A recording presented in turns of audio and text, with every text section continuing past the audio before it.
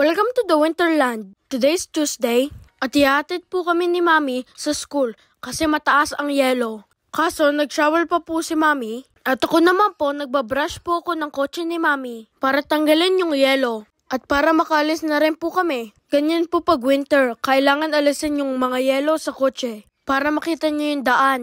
Iwas disgrasya. Hi, natulog lang po ako. Paggising ko po ganyan na po yung snow. Good morning po, magsha-shovel po ako ng car. Good morning po, magsha-shovel po ako ng car.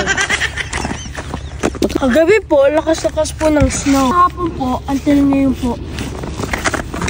Yung car po namin, covered po ng snow. Ngayon po, tinry ko po tanggalin yung snow.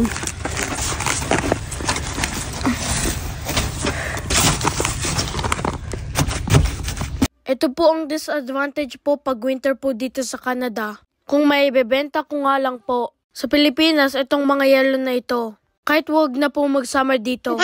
Thank you for watching!